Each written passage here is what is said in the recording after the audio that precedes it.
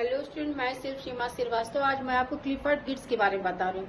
Clifford Gits एक तरह से मानव शास्त्री हैं, समाजशास्त्री जो अमेरिका के हैं और जिनका बर्थ 23 अगस्त 1926 में अमेरिका में हुआ। वो उनकी जो बुक है, फेमस बुक कह लो, मैं बुक पहले बताऊंगी आपको। उनकी जो फेमस बुक है the interpretation of culture. Interpretation culture इसलिए है क्योंकि उन्होंने कहा जो संस्कृति है उस आधार पर उन्होंने सामाजिक संबंध, सामाजिक व्यवहार, भाषा का सामाजिक पक्ष के आधार पर, मूल मापदंड के आधार पे उन्होंने सामाजिक व्यवहार का अध्ययन किया। तो यही पे इनका जो इंटरप्रिटेशन निकल के आते हैं कल्चर का, उसके बारे में बताते हैं। अगर उनका कॉन्सेप्ट में बताऊं तो उनके जो कॉन्सेप्ट वेरी इंपॉर्टेंट कॉन्सेप्ट है, फेमस भी है, थिक डिस्क्रिप्शन या फिर सघन व्याख्या आप कह सकते हैं। क्लिफर्ड गिट्स कहते हैं कि जो हमें दिखता है कि व्यक्ति ने कोई क्रिया की, उस क्रिया को सामने से आप देखेंगे तो आपको समझ नहीं आएगा, लेकिन जब उसको डेप्थ में हम जाएंगे, सघन में जाएंगे, उसके पीछे के मूल तत्वों को खोजेंगे तो हम समाज की वास्तविकता यानी सोशल रियलिटी के बारे में समझ सकते हैं। ये तो इनका थिक डिस्क्रिप्शन हो गया। लेकिन जहां तक इंटरप्रिटेशन ऑफ कल्चर की बात में बताऊं तो जो 1973 में उनकी बुक थी उसमें उन्होंने बताया कि संस्कृति के आधार पे जब कोई विचारक सामाजिक विचारक जब कोई संस्कृति के आधार पर, संस्कृति को आधार पर, संस्कृति क्या है, हमारी भाषा, हमारे विचार, धर्म, जैसे टायलर ने बहुत बड़ी परिभाषा दी थी संस्कृति की। जब मैं संस्कृति कॉन्सेप्ट बताऊंगी तब मैं बताऊंगी। तो संस्कृति की उन्होंने बहुत डेप्थ परिभाषा दी थी, बहुत बड़ी परिभाषा, कि हमारे सोचने का तरीका, धर्म, विचार, बातचीत करने का तरीका, हमारी भाषा, हमारा धर्म, ये सब मिल करके जो एक संस्कृति बनती है।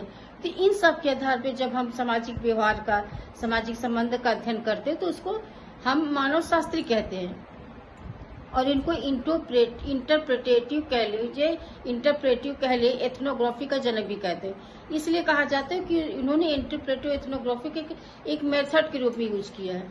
इन्होंने कहा कि जो हमारी डेली यूज की जो हमारे क्रियाएं हैं, समाज के जो सामान्य क्रियाएं हैं, और जो समाज का जो भाषा, जो सामाजिक का जो भाषा का सामाजिक पक्ष है, और जो हमारे मूल दंड के आधार पर जो मानव व्यवहार को काम में अपने मूल दंड को मानव अपने व्यवहार के रूप में काम में लाता है, जब हम उस आधार पर हम किसी भी सामाजिक व्यवहार का अध्ययन करते हैं तो उसको हम नरविज्ञानी कहते हैं या फिर मानव शास्त्री कहते हैं। मानव शास्त्री आप मोटे एकदम सिंपल तरीके समझ लीजिए कि जब कोई विचारक संस्कृति को आधार बनाकर, संस्कृति को आधार यानी मान लीजिए भाषा को आधार बना लिया, मान लीजिए धर्म को आधार बना लीजिए, मान लीजिए प्रतीक को आधार बना लिया, इन सब के आधार पे जब वो सामाजिक व्यवहार या सामाजिक संबंधों का अध्ययन करता है तो उसको मानव शास्त्री कहते हैं।